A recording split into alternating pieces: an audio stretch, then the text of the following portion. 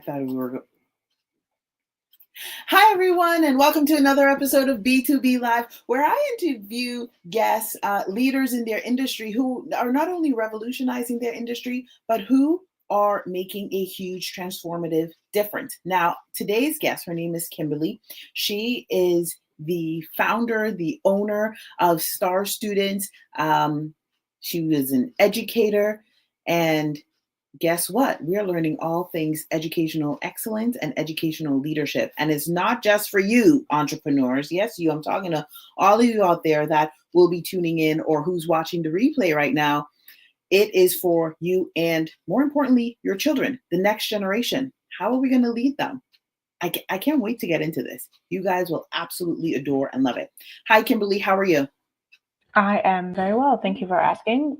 Thank you for having me today. I really appreciate it. How are you? I am great. I'm great. I'm a little tired. I pushed myself in the gym today. So, yes, I am tired, but I am Oh, so excited to be here. you made it to the gym. Congratulations. I made it to the gym today too. I was actually pretty impressed with myself. Listen, and So when I we feel go, like, we just have to like pack it in because we're yeah, just like, there are days when it's like, wow, man, I got a full time for myself. And other days you're like, yeah, oh gosh, no, I got to yeah, do something. yeah, yeah. I was pretty proud of myself. I'm not gonna lie. Yeah, Kimberly, please share, or can I call you Kim? sure, Yeah, absolutely. yeah, yeah. Share with us who you are, who you serve, and how educational excellence or educational leadership, I should say, is hmm impacting this generation and future generations. Yeah, of course, of course. Okay, well, first and foremost, my name is Kimberly. I am the founder and the owner of Star Students, which is an alternative education company. So, what we do is we provide alternative educational solutions for parents who either have their kids in the public system and want to give them more of an advantage or opportunity, shall I say, as well as homeschooling supports for parents who are outside the public school system. That is really where the business is the most focused. That is where most of our clientele is, and really where my heart is, to be honest. Unfortunately, there's for whatever reasons, there are sometimes parents that have to keep their kids in public school for this, that, and the other. So the idea with providing supports for kiddos in public school is that we can make sure that we're still reaching the same amount of kids, right, or more kids, to be able to help them. So that's me, that's Star Students. In terms of our conversation today, I think we're talking about educational leadership, which is a really good perspective, I think, to take, especially going into the future generations. It is no secret, and um, I'm a huge, I have some pretty big critiques when it comes to the public school system. I try to tamp it down, but but the fact of the matter is, teachers and parents and other educators, and even the kids themselves, the system is broken. And that is not a negotiable thing. The public school system, and by some extent, the private school system, is broken. And I think a lot of that has to do with the system in general, the way that it's set up. Educational leadership is something that is not taught, unfortunately, in schools. And I think that's something that really should be focused on because that's where we're going in the future. That's where we are headed. That's where our future generations are going. And what are we doing with our educational system if not empowering Mhm. kids for the future, right? Yeah. We talk about educational leadership and the people that tune in, yes, some of them are Mhm. parents, but they're most either professionals or entrepreneurs. And we selfishly, we look at our own educational leadership and we look at Mhm. our own way of like thinking, how can I be the best leader? How can I work a business properly? What can I do? Yet we neglect sometimes, or not necessarily neglect, we do focus on our children, but we don't recognize right away instantaneously that they're actually going to be leading. Well, Mhm. not all of them. Some are, and if you equip them and prepare them strategically and properly, and you have the right supports implemented, then they will be the next leaders, right? Mhm. And hopefully they're good leaders to help the aging population and to help Yeah. their nation. Um, Mhm. And so the reason why we're having this conversation and I'm talking about the legacy of leadership, especially the legacy of educational leadership, is before we get Mhm. into any of these questions, I want to understand, what role do I play, you play, anyone who's tuned in, anyone who's watching the replay, when they think legacy of educational leadership? What should they automatically look at? They know the system is broken. They see that change is needed. They're kind of lost. We're trying to even focus on ourselves, and we're doing our what do you call it, classes or programs or certifications or something like Mhm. that, either in a college or through uh, through a company or wherever it is. So what is that path of education, the legacy of educational leadership? I think I think a good place to start, if you're I'm asking about open. the starting point, I think a really Yes. good place to start is to take stock of, first and foremost, how engaged your child is in their learning. If we're looking at either, if you're looking at yourself or if we're looking at your child, to take stock of how engaged the person themselves is on their own learning journey, right? Because the thing is, in order to encourage a mindset of educational leadership, whether it's in yourself or Yeah. your children, your child, you you're not going to really go very far if it's just something you're doing for the sake of doing it, right? Mm. Um, the idea of doing it for, like you mentioned, like for a certification or for, like, Yeah. some sort of program or whatever, right? It has to mean something. And so a really good way to gauge that is by engagement. Like, how interested are you in genuinely doing this? How excited are you? How much do you look forward, right? How willing are you to rearrange some things in the short term that perhaps are not going to be the easiest to rearrange, but you're it's like the idea of short-term pain for long-term gain, right? Hmm. If someone is willing, someone being, a child or yourself, whatever, is willing to put aside certain things now for future betterment, that's Hmm. a really good temperature thermometer, whatever that Yeah. range is. That's a really good way to gauge how interested and how far you're going to go. Because the fact of the matter is, it's something that needs to be taken seriously when you are learning, when you are doing things. And if you're not interested, if you don't have the passion that's there, you can only go so far. Mm. That's a That's good one. my that's Yeah. my personal opinion. Well, well, Yeah. you deal with the thing. You're talking to parents all day long. Mhm. Your educators are working with students all day long, like, Mhm. right, from morning to evening. They're different ones at different time zones, um, and you've been privy, like you have this bird's eye view there, if I Mhm. can say that, Yes. Yes. and a various perspective as an educator, as a parent, Mhm. because you're also a parent, um, and as a business owner, as an entrepreneur, to be like, okay, something's not working here. Why isn't this happening? Parents are coming to you. They're either homeschoolers or they're looking for tutoring or whatever else that they're looking for. Um, and then you have to find a way. You and your teachers have to find a way to engage the child and like Mhm. figure out their passions. And so I commend you for that. And then you also do this online, so Yes. that is no easy feat, to keep No. kids interest to keep No. adults interested online. Is like, let me tell you. One of the things you talked about, and I think it's so important, and I hope people didn't miss it. You said it's to find out what your passion is. Find out, like, Mhm. you're already there. Like, what do you want to learn? And Mhm. then I guess, do you take, once you know what they want to learn, do you recognize how they learn from that? For like, you see their passion and they're going into, and then you're like, oh, this is how you learn. Is that how you do it? Yes, I mean, specifically speaking with children, because my teachers teach Yeah. kids. I do Yeah. teach kids as well, but I also teach adults, right? Yes. So with children, it's very easy to, because kids have not been tainted per se, right? They're enthusiastic for life.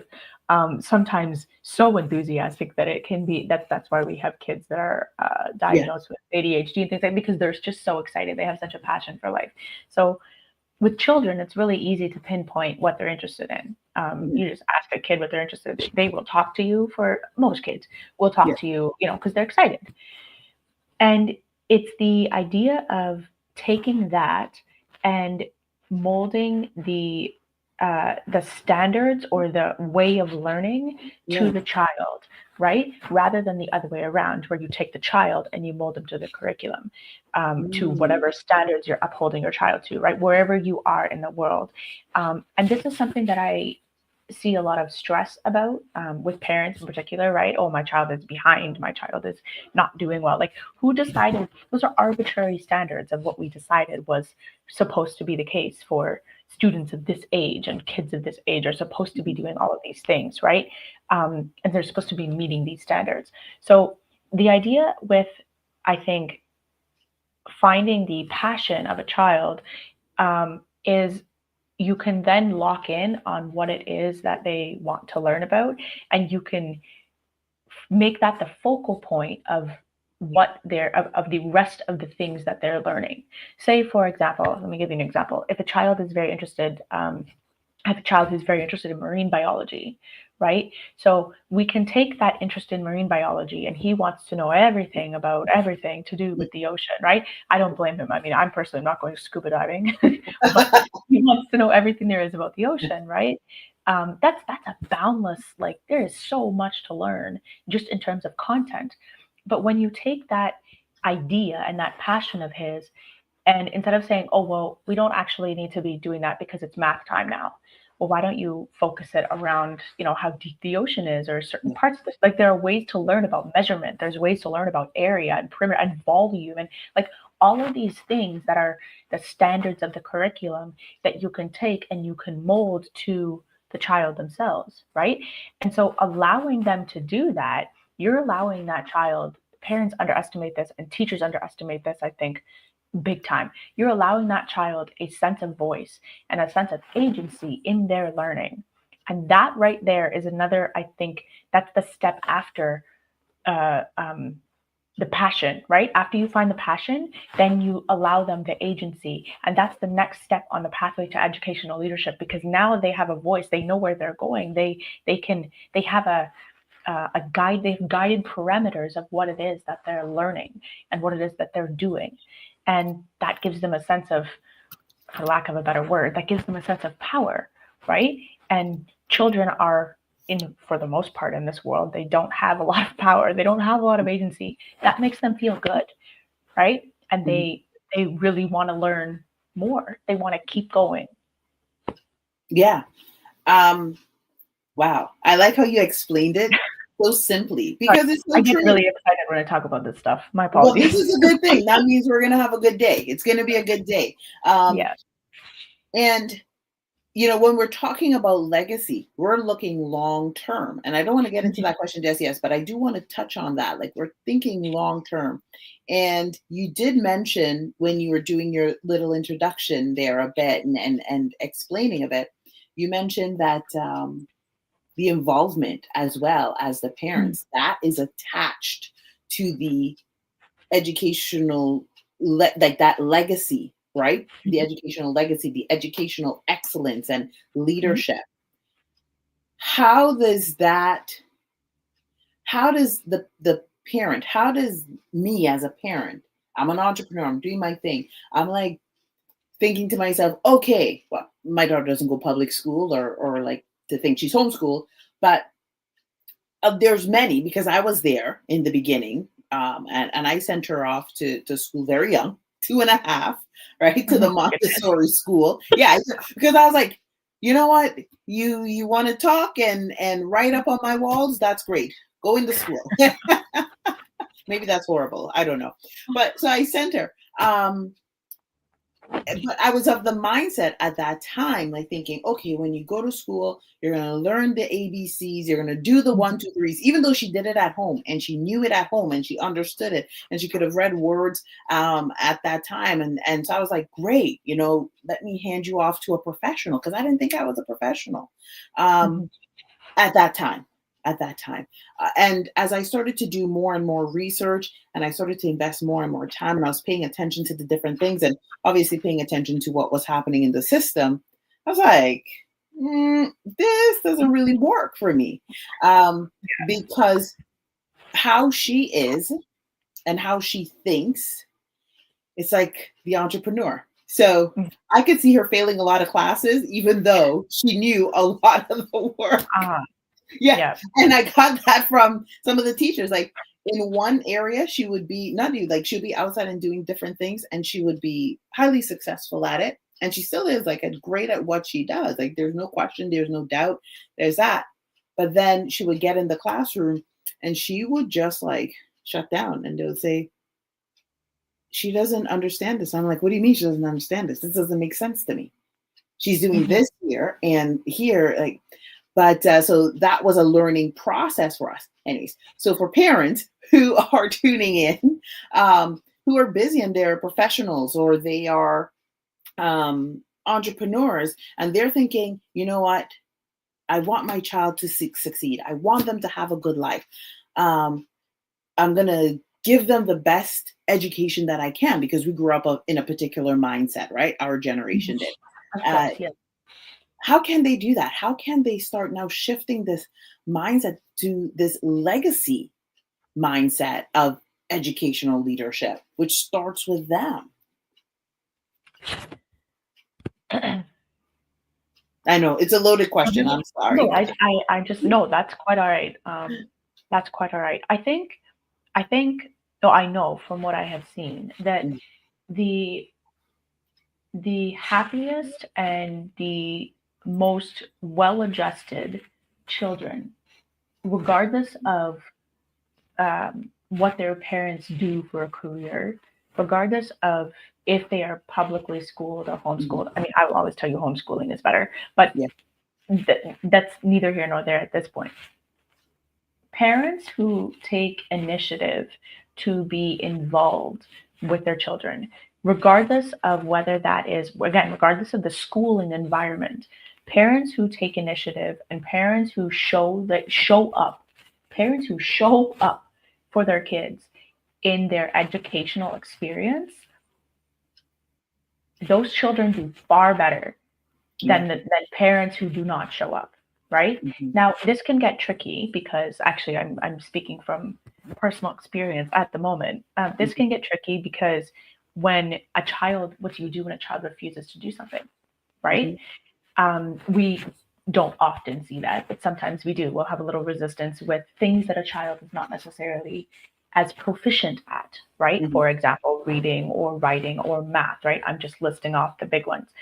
Typically, math can sometimes be depending on the kid, but math can sometimes be um, a struggle for some Mhm. kids, right? It can be a challenge.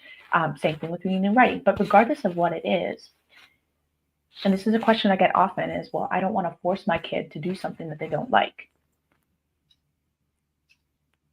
It's not about, and this is where the mindset shift comes in. It's not about forcing your child to do something that they don't like.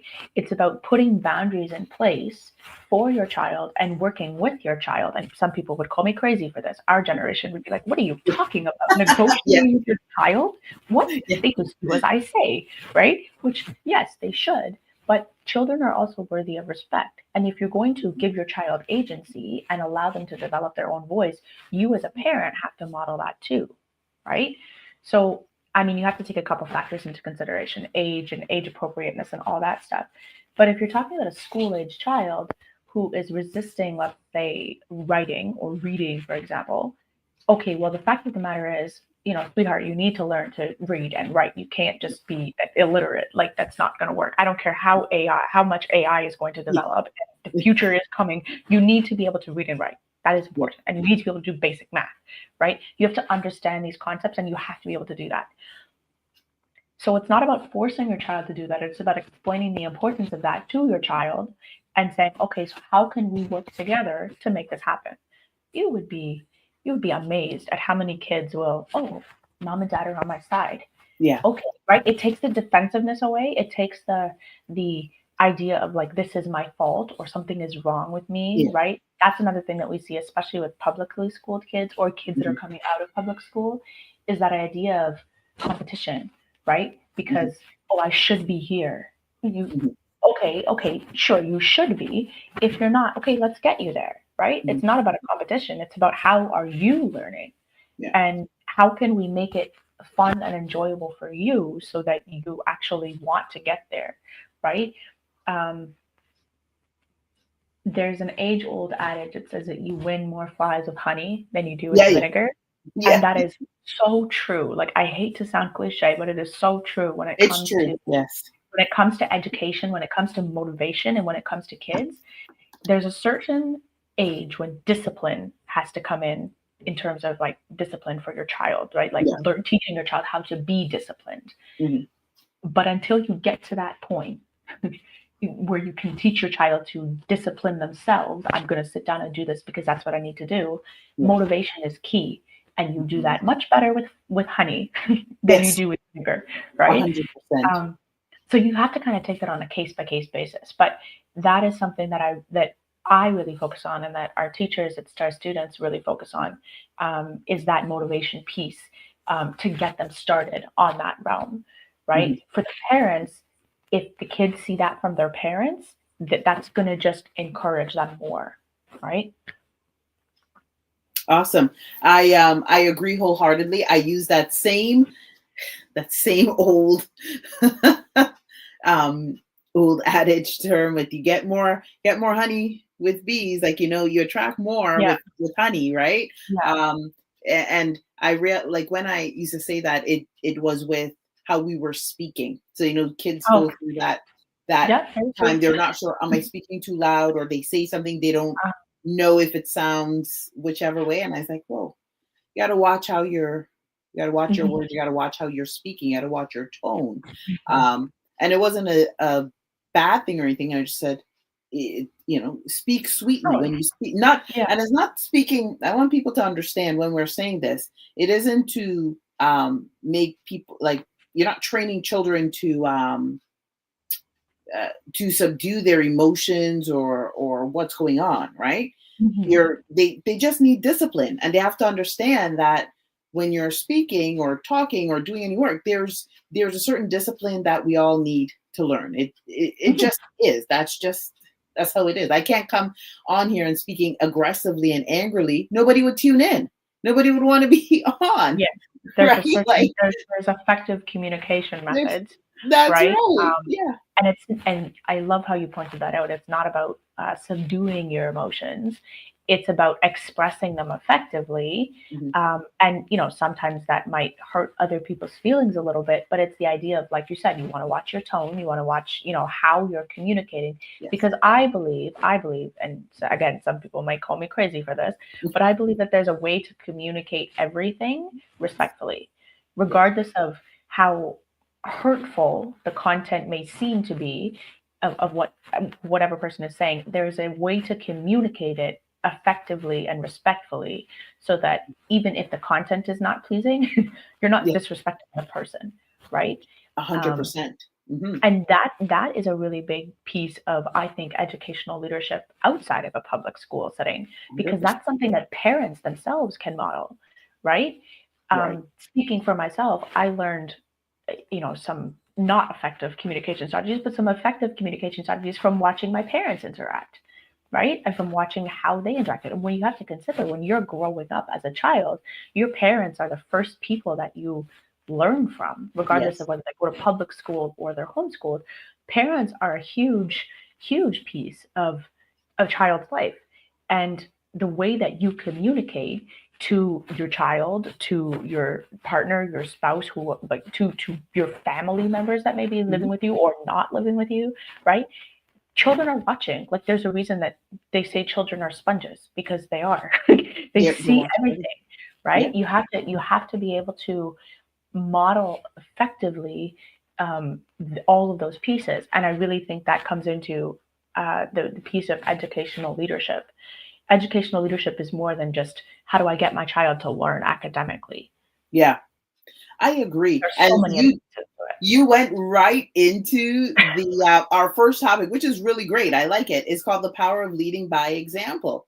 Mm-hmm. I like, for me, education is huge. I grew up with parents who value education because it came from a time you had to like go to school and get an education. Mm-hmm. They know like what it means, especially when you're immigrants in different countries and different lands. Like, you have to have something. Yeah, it Yeah. doesn't matter what it is. You have to have something.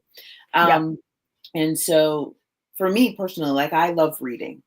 I love, like, I just love the written word. It's so beautiful to Mm-hmm. me.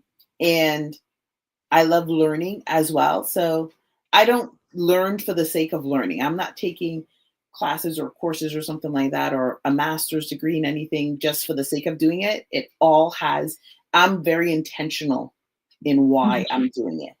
It's not for a moment. I'm seeing this as generational, but I want to remind people it's because, you know, so I'm a research analyst, and before I had my daughter, and when I have my daughter, and even now, I've researched so many things on parenting and what others have done, other mothers of the past who were kings, not kings, but like queens and stuff like that. What did they do? How did they lead their children? How did they groom them? How did they discipline and care for them in a way to be able to lead nations? Because I knew that when my daughter was born, she would lead. That's just, I just knew that. It's, there's no if, ands, questions, or but or doubts about that. And so everything that I do is very intentional. And Mm-hmm. so she sees me, and she joins in, she listens in to or she comes to the classes if I'm doing anything as well. So she's also getting these training. But when it comes to her um training or Mm-hmm. classes or programs, she's homeschooled now, um and or activities, I don't put her in an activity and I don't put her in a program for the sake of doing it. There's a reason behind what I'm doing it. And it isn't because I want her to be the absolute best or she has to get 100%. In fact, it's more so like, if she goes in something, especially if it's something she's not good at, I'm like, yes. I get excited when she's not good at something. She goes into it because she wants to do it, because then that passion you were talking about, I see it. Mm-hmm. It comes out. She's motivated. She shows up before she goes to bed. She wants to like practice it. She wants to do it. Uh, and that is like, yes, okay, I'm happy. But then when there's something that she really, really loves, she still has that same passion. She still has that same drive. And that gets me excited because I'm preparing her for the future to be able to thrive in any culture, in any country, in any language. A lot of people think you have to know the language. I'm like, learn one first. You could always learn the others. There's apps for that. Don't worry. But like, learn one really good. Yeah. Anyways, I shared that because I want this conversation and I want you to please share with us not only the power of leading by example, but what are some of the benefits of leading by example, especially for parents in the next 5 to 10 years. If we are strategic, if we are focused on, we're paying attention, what Mm-hmm. are the benefits in let's say 5 years? Well, first of all, I mean, I'm glad you shared that story. I definitely, I definitely can resonate with that, and I'm glad that you brought that up of the excitement and the fact that she goes into things. That's a really good example. The fact that she goes into things, whether she likes it or not, whether she's good at it or not, Yeah. that's because she sees her mother doing Yeah. it, right? That's because she sees you doing it. And, you know, I'm sure you have other positive Yeah. adult role models in your Mhm. child's life. It's not just you, right? Um, that is a really key piece, is being able to, like, yes, lead by example.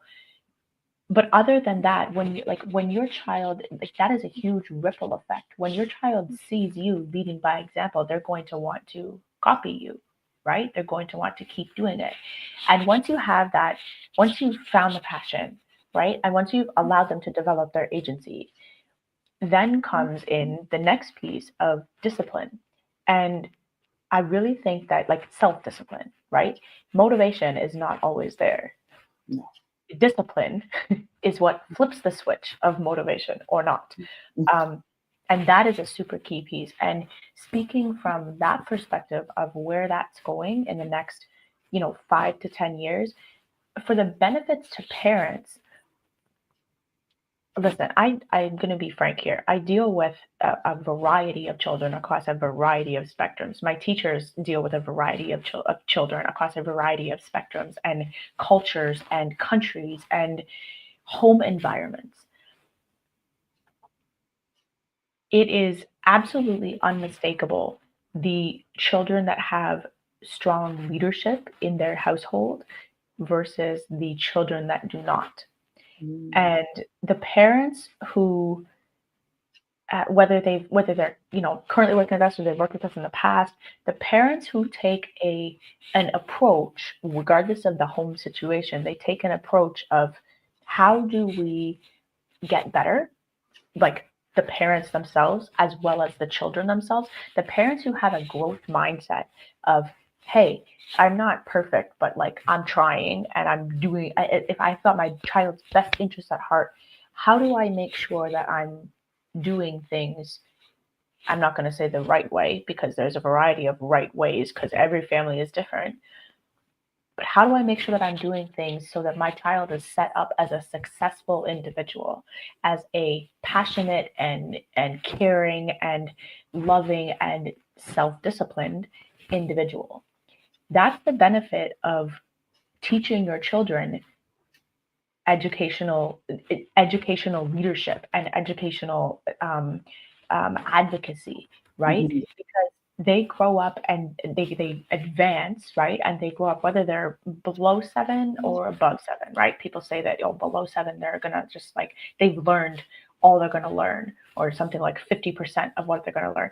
It doesn't matter how old they are. The habits that you help your children to develop, I'm not going to say you discipline it into them, but the habits that you help your children to develop when they are under your roof as your child, that's going to be a large factor in how successful they are as adults once they've moved out of your house, because that day is coming, whether it's at 18 or whether it's at 24 or whether it's at 29, right? Again, every family is different, Yeah. right? But your goal as a parent, your mindset as a parent should never be closed to avenues of information. You should always keep an open mind of, how can I better myself so that I'm bettering the future for my child. And so I'm better able to lead my child, because, Mhm. to resort back to a cliche saying, you cannot pour from an empty cup. So when you take care of yourself and you have a growth mindset yourself, that is going to trickle down to your children. And that's not going to be evident right away. That's a growth mindset is not evident in a 4-year-old child or a 5-year-old child as much as it is in a 9 or 10-year-old, Yeah. right? But you see the benefits of it just with time passing, Mhm. right? It's a delayed gratification, and I know it's really hard in today's society because we want everything instantly, and we're just the idea of social media just has everything being instant. With children, you won't see it instantly. I mean, you might see some things, but you won't see everything, Mhm. right? It's a delayed gratification process of being able to sit back when your child is 9 or 10 and be like, wow, my child's name is not George, but they are Curious George, right? Yeah. And that's what you want to see. That's what you want to see. That's awesome. I enjoyed that extension of it because this is Mhm. really great. Oh, yes. Thank you so much for sharing on X. We have a comment here. Says thank you, Delisa. Growth mindset is key to infinite possibilities without falling into closed modeling. Closed modeling. Thank you, I find Ilam. it close. that. Yes. Thank you, Alam, for tuning in and for sharing. If anyone has any questions or you have a comment, please share. We want to hear from you. We want to share the comment because this is so important. Remember, this is the future. The Mhm. next generation is going to be taking care of us, essentially.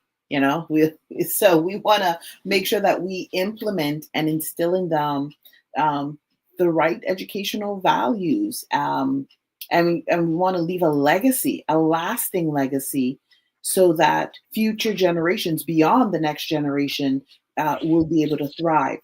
In speaking in this, I want to get into our second part where we're talking about creating an environment that fosters growth. Mhm. I am huge, huge, huge component of creating environment that fosters growth. And I mentioned earlier that I have did post grad in research as research analyst. Mhm. And so before my daughter was born, I mean, this was already part of me. It was already part of like habit stacking. Um, and so I would have like certain music on. I would have certain affirmations. I had certain things on. So she was already like primed. Not even gonna lie. Even before she was born, she was like, it was like intentional. It was primed. I set the environment, and I would speak life over her. And when it comes specifically to her educational excellence, I would speak that life-giving things. When you go into a school or you go into any situations and any activities that you're doing, you understand everything, right? Mhm. I didn't say no. I said understand. Your level of understanding is superior. Now she had no idea what this all is, but I'm just here speaking positive life over her. And I used to be in the military for almost 14 years of my life. For many of you who may or may not know, and in that 14 years, I had to lead teams. And as a woman, as a Black woman, to lead teams in a military in a male dominated space, you need to have a certain just even as a woman, you just need to have a certain level of strength. Okay. And Would agree. yes, just as a woman, you just need to have a different level of Mhm. strength. And I didn't tap into the masculine. I initially did start, but it wasn't working. And I remember there was a student that I was teaching, Mhm. and the other instructors couldn't work with him because they couldn't understand, like, how does he not know this? And so they're like, tag, you're it.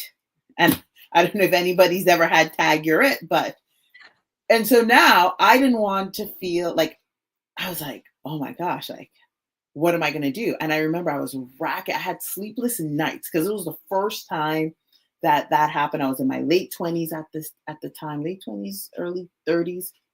And one of the things I did was I'd say, how can I help you? That was like the first question I asked. How can I help you? And Mhm. tell me how you learn.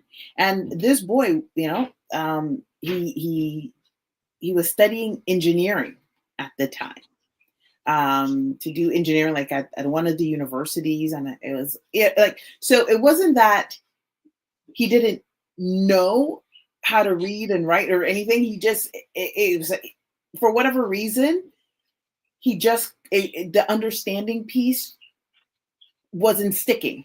And Mhm. so I went through that period and I would ask him questions, and then I had to figure out how he learned. And I had to figure out what was that missing factor. It's an equation, right? Something plus something equals whatever result you want. And so I Mhm. started to put together this math puzzle. And towards the end, I remember he said to me, "Thank you so very much." He's like, "You made me feel like so good, like that I can do it." And he's like, "I actually put in so much more effort." And he's like, "I don't even understand how I couldn't understand these simple things. Like it was really something." He's like, I don't understand why I couldn't compute." But he was going through a challenging time as well within Mhm. him is with his home and with himself. Not many people knew that.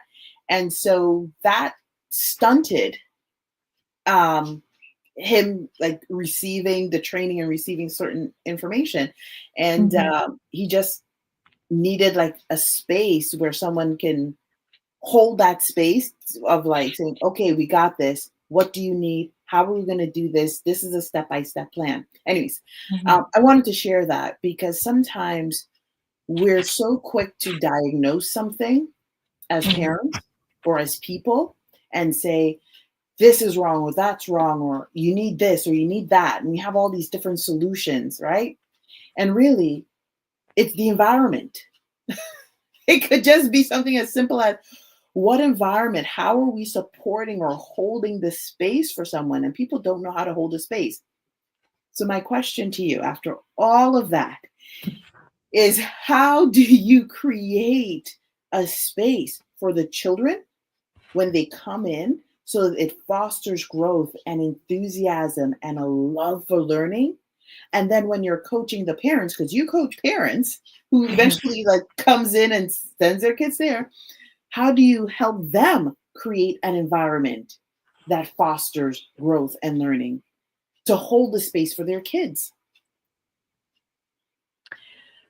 That's a very good question. The first and foremost thing that I want to touch on with this, which you made mention of it. So thank you for sharing that story because it's actually really applicable. The challenge with finding an environment for a student or creating an environment, fostering, if you will, the environment, is that feels every student is going to learn differently, right? Every student is at a different point in their life. Speaking specifically with children, they're at a very sensitive stage in their lives of growth and of development. If a child, I was speaking to a parent actually just last week, and we were chatting. This was a parent who I have actually become quite close with, and she said to me, she said, because we were chatting about learning and growth and fostering this idea. She said to me, it's the idea of not learning. Like I don't understand where the memory retention has gone. Like where's the memory retention? And there are various studies. I'm not a person who puts a whole lot of stock in all of these studies, but I think most people will agree with me when I quote these studies that say when a child does not feel safe, they're in a fight or flight response because that's all they know. They're children. They have not yet developed the tools to cope with certain feelings. And so what I'm getting at with this is that if a child doesn't feel safe emotionally, physically, intellectually, or in any way, their brains are quite literally incapable of taking in new information. Mm, I tell you, when I learned that, this was something that came to me. This was something I've been studying for probably a couple of years now. But when I learned that, it changed my perspective because that's applicable for children, yes, but it's also applicable in a certain sense for adults. When people don't feel safe, and I'm not trying to use buzzwords here, but when people mhm, don't feel safe in their environment and they don't feel comfortable and they don't feel like they are encouraged in a variety of ways, mhm, their brain is not going to want to learn. For children, mhm, they're literally incapable of doing it. They think their brains are not developed enough to do that. It's a fight or flight response, and they are just because they're busy thinking about other things that are more important to them, whether that's emotional safety, physical safety, intellectual safety, whatever it might be, right? So, in terms of how we foster growth here at Star Students and how we encourage that, all of our teachers, I mean, I vet all of our teachers myself 100%. All of our teachers are wonderful. That being said, sometimes a teacher is not a good fit for a student.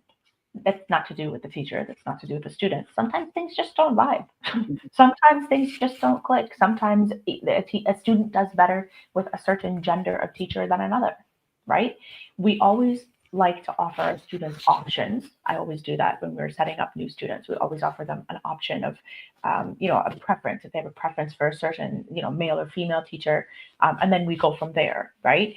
Um, sometimes a student will try a couple sessions with the teacher and they're like, I'll check in with the parent and, oh, hey, this isn't quite working, right? Could we attempt sessions with someone else? And that's totally fine because people are different, right? So children are different. And if a child doesn't feel, not that they don't feel comfortable, but that they don't feel confident enough to express themselves, right? That's like saying, I'm best friends with someone. I'm not going to tell, the stranger on the street the same thing that I'm going to tell my best friend, right? People click differently. Same thing with kids. Kids click differently. And so for us, it's really, as STAR students, it's really important to find that teacher student match and have that be important. That's first and foremost, is to find that perfect student teacher match, right? For the child. Because that means that your child is growing in confidence, right? They're able to express themselves confidently. They're able to learn better, Mm-hmm. right? Yeah. That is one of the biggest things. One of the biggest things.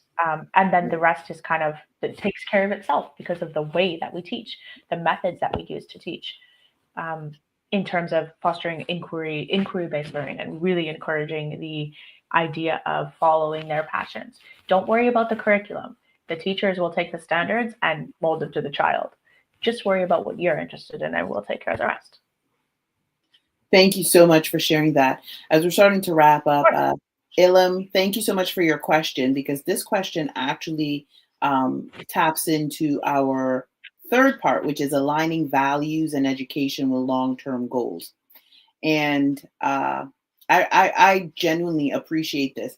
And for everyone who has tuned in, you guys have been tuned in, and you stayed tuned for the entire time. So, one, thank you so much, because this means that you want to be here and you really want to understand the legacy of educational leadership and how it impacts you, your children, and your children's children, right? Future generations, because they are the next leaders. They're the ones who are going to be running and ruling the nations.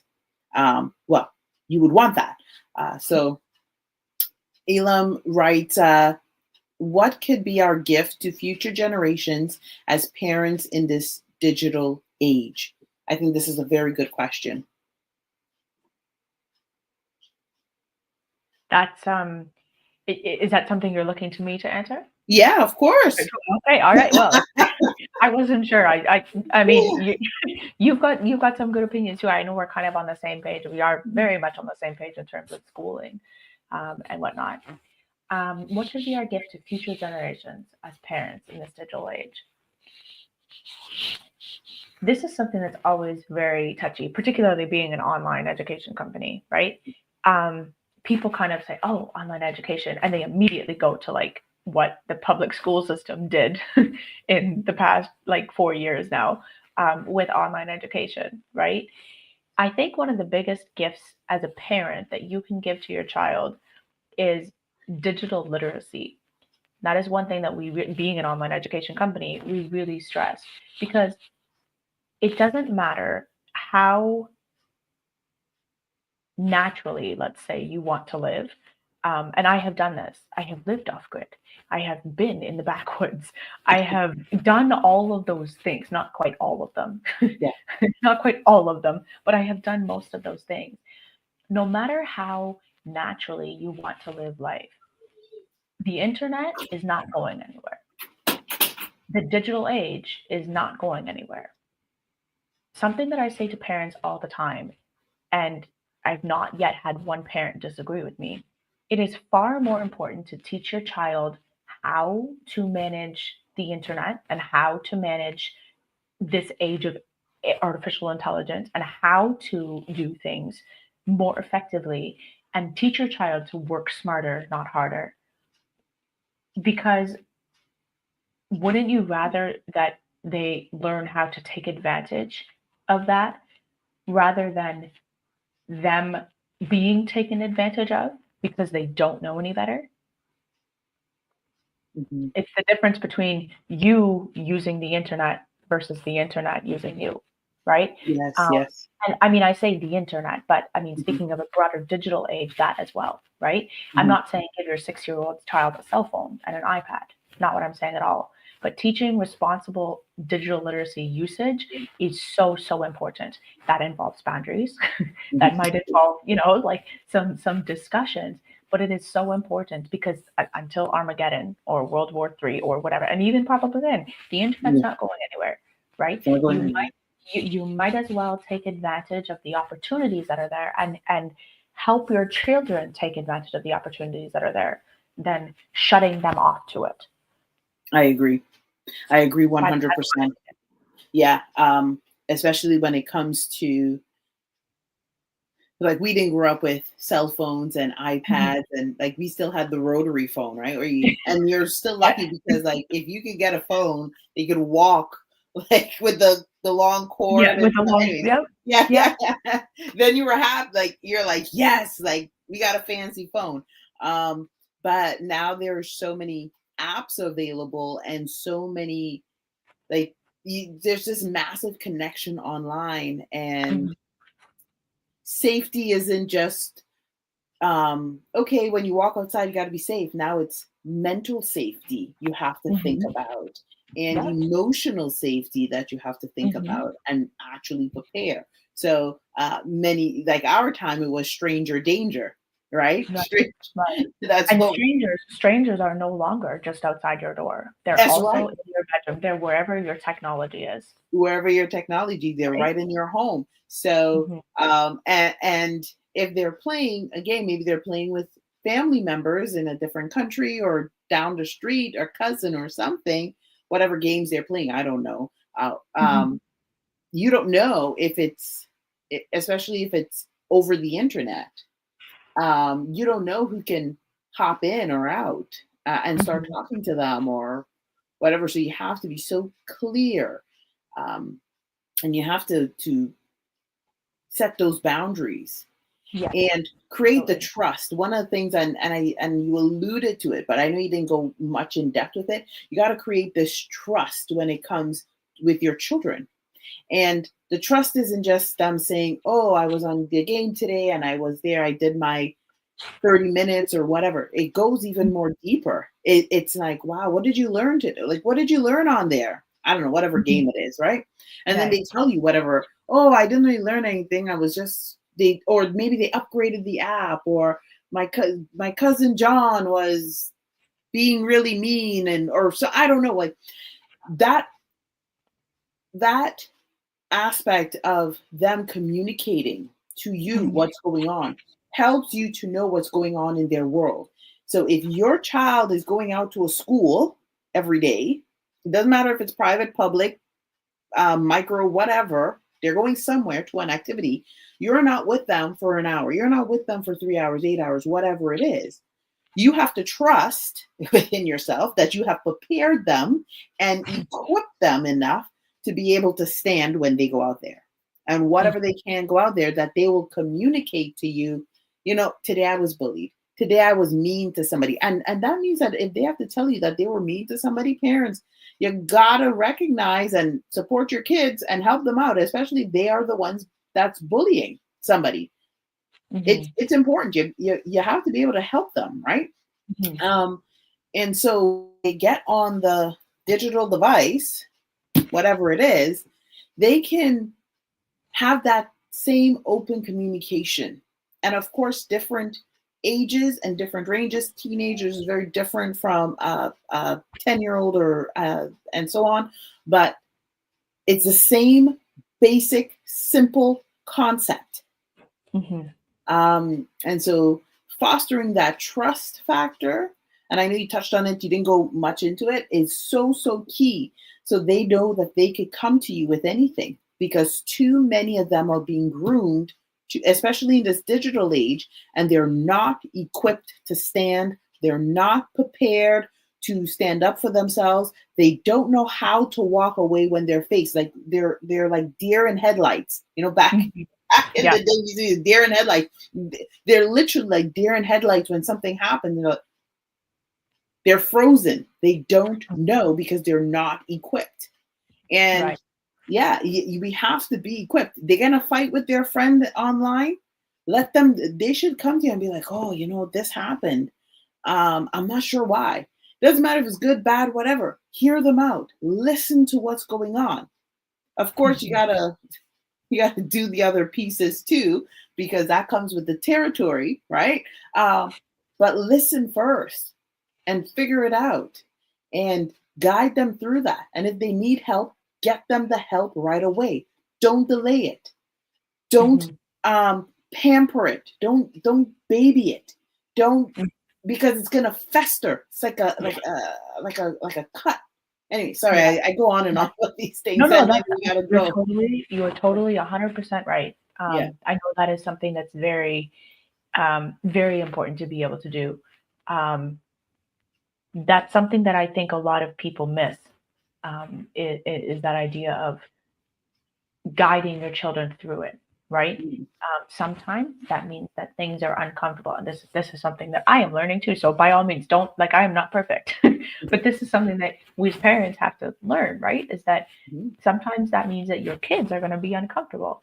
It's Yeah. equipping them with the skills to guide them through that, right? 100%. Yes, yes. Oh, thank you so much for all your comments and questions, Ilam. We appreciate it so much.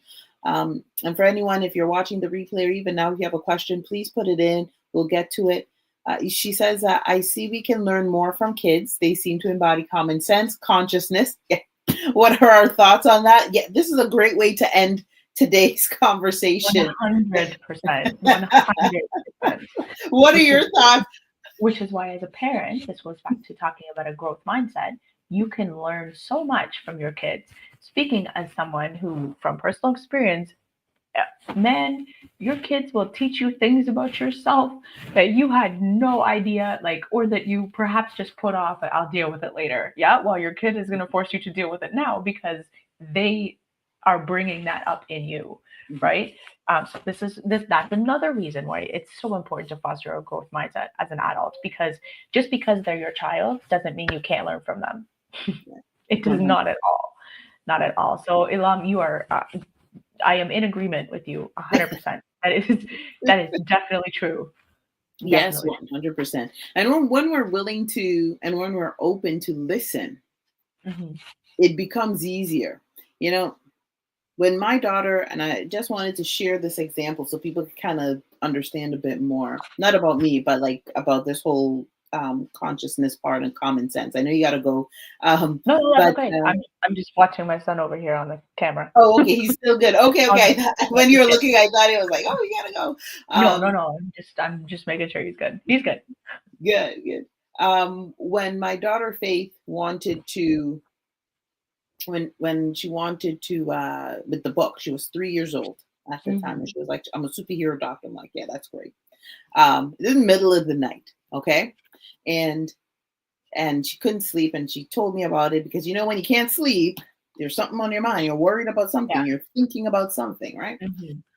And then she wanted it to write it down like homework. That's how she saw like a 3 years old. Oh, can we do some homework? Can we just write it down? Like I'm scribing. I'm the scribe, right, or writer. Mhm. While she dictates to me, Yeah. back in the olden days, Yes, of course. in the olden days. So it was great because but I waited 2 weeks. Not even lying. Like I waited about 2 weeks, but she was so persistent almost every day. Oh, when are we going to do the homework? When are we going to do the homework? Is it today? Is it today? Is it today? Until I caved to like sit and do the homework because I was never like that. They No. told me, I'll be like, okay, I'll go in a corner and cry, maybe silently in my heart. and, and then I would let it go. But she was persistent. And then that forced me to like face it and say, okay, I guess Mhm. this is something that you're interested in. And then when we sat down at my mother's kitchen table, because the story was based around Faith, our dog Sparkle, who passed, and of course her grandma, who she calls Mama. Uh, we were doing that, and it was so great because I got like a good 6-7 minutes before I was told to take it off by my daughter. Like, you got to stop Mhm. recording now. And she was just sharing what are her thoughts about being a superhero? What does it mean? How do you become one? And all these things. And all that stuff is in the book now. all the stuff is in the books, and the books has gone on to sell. Now, I didn't think it was going to be a real book. I just wrote it down and I took the video, and I just wanted to have it as a memory so I could show her when she was like 8, 9, 10, or maybe she's giving me some kind of sass when she's teenager. I say, you see this at 3 years old. That's cute. That's cute. That was my mindset at the time. Like I was like, Mhm. I'm going to hold on to this or that. And literally, about a few minutes after, she's like, can this be a real book? She wanted it to be a real book. And I was like, yeah, okay. Not really thinking that it was Yeah. going to be a real book. But she was persistent, right? This is part of the how are we learning from kids. She was doing something that I have never done before. I had no idea about publishing. I had no intention of going into the business. I liked the work that I was doing. I was happy with where I was, but she Mhm. stretched me unbelievably. And then I would say, yeah, okay. But she kept going every day, literally 2, 3 weeks. She'll be like, oh, is it going to be, when is it going to be a real book? When is my book coming? When is my book coming? When is my book coming? And I would say, oh, I got to call a publishing company. So it reminded me. So I call a publishing company and I would make her sit there with me. And, she's still playing with her toys, but she heard me on the phone, either leaving messages or talking to people about this story. Um, and she doesn't remember all those intricate details, but Mhm. I remember it. Of And so course. that's how I learned from her, because that level of persistence, that passion, that drive to say, this is what God put in my heart. This is what I'm meant to do. Mhm. And I mean, there was work and preparation that was done in terms of, as I mentioned to you guys, like creating the environment, right? Fostering this there were, I was speaking life prayers and stuff over her, over myself, over our home. Um, but at 3 years old, that's what happened. And then of course the book got published, and I had no clue what I was doing, but I had to hire someone. I had since she had an employee at the time. And then at 5, she was like, woke up. Oh, I'm supposed to be, I saw myself on stage. This is what I'm going to do. Okay. Literally 2, 3 weeks later, I got Wow. a phone call. Someone was like, and it's a person that we knew because we used to do a lot of pop ups and stuff. And they invited, oh, Mhm. would Faith like to come and read her books and maybe talk to the kids? And I said, sure, why not? This was at 5. And after that, she liked it. She did it. But she says to me, Mom, this is not what I saw. Legit. Months later, this is not what I saw. I saw myself with a microphone. I didn't have a microphone. There wasn't any lights. And everyone was on the same level as me. And I was, Wow. yeah. And literally 2 months after that, she was invited to speak at an educational conference. Well, you know who, Yes. Kristen, Yeah. yeah. And so, I was on stage. It was mostly about her, just so she can feel comfortable at first. And she did her Mhm. thing, and she was talking about her message of kindness because she went through bullying at that time. So her talk at this homeschooling micro school conference was on kindness and how to overcome bullying. What did she do? How did she make friends initially, and like when she went through the initial bullying. Uh, Mhm.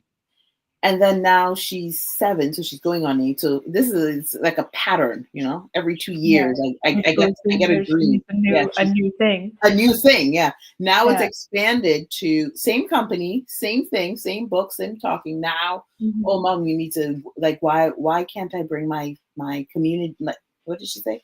Oh, I need to bring my fans together. Like, this is, I'm just using her language. Right? I need, like, your Yeah. fans. What are you talking about? Like, yeah, my fans have to be together. Like her community. She needed her Mhm. community to be together. And literally in December, that's when we had our first event, the That's the paint awesome. ornament party. And That's then of awesome. course you joined us for the January one with Yeah. the rock climbing stuff, and then she has her upcoming one, which is in March for the I was horse gonna say riding. I think it's in March. It's gonna be so exciting.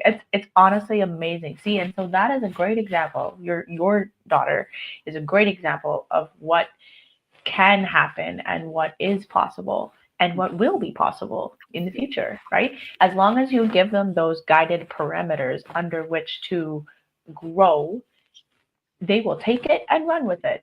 Your Take it daughter's a on. great example of taking it and running with it. Yeah, you're That going to that be really warms my stretched. heart. That's awesome to hear. It's awesome, but I want parents to recognize it's going to be stretched. And the other things I Mhm, want parents to understand is don't, like, when your children come to you, and it could be with their education. Maybe they're great at computers or at coding, whatever it is. Don't think you have to be the Elon Musk at, like, 9 years old, or they have to be on mhm, TV or anything like that. Just go with it, embrace it, enjoy it, and give them the opportunity and the space as much as possible to thrive, because it's all these little moments, it's all these little things. That's what's matter. That's what's the mhm, building blocks for the future. And that's where that legacy of educational leadership, that legacy of leadership, that you're the foundational piece, that's what they're going to part of, one of the components of what they're going to be standing mhm. on. Yeah, absolutely. Brick by brick, right? Yeah. That's how walls are built, brick by brick. So, right, step by step. It's all those little things that are gonna add up. Mhm. Of course. Well, thank you so much for joining me. And for everyone, literally, you guys were here for almost an hour tuned in. It's the people on X that has tuned in the most.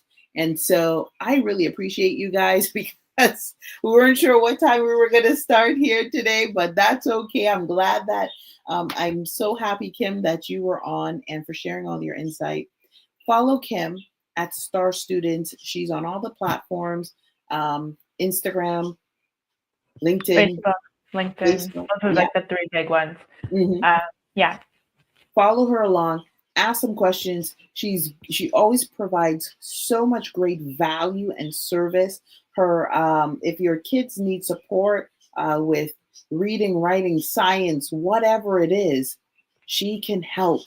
She can help. She is equipped. All of your teachers are qualified. Yes, with yes, the MED. they're all have been through the system and Yes, are not wanting to be in the system, if you know what I yes, mean. yes, yes, So yeah, yes. they're all qualified teachers to make sure that we provide the best services possible. Absolutely. And if you're nervous or you're thinking to yourself, well, I'm not sure, maybe it might be too much, like in terms of overload, have the conversation. There is nothing wrong with having a conversation to figure out where you need to be, because this is your legacy that you're leaving. This is the legacy that you're leaving the next generation. Okay. And when you think about the educational legacy of what you're leading, of the next generation, I want you to think of all of those people who you probably look to. Some of them are running the nations, some of them are huge business people. How are they treating their children? Look at that. What are they saying that they've learned? Maybe some of them are older, so they're like, man, I should have just homeschool my child, for example.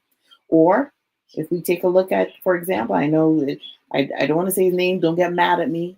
But then you look at Elon Musk, how is he training his son? He has lots of kids, but there's only one that he takes everywhere with him. How is he training him? Why is he training him this way?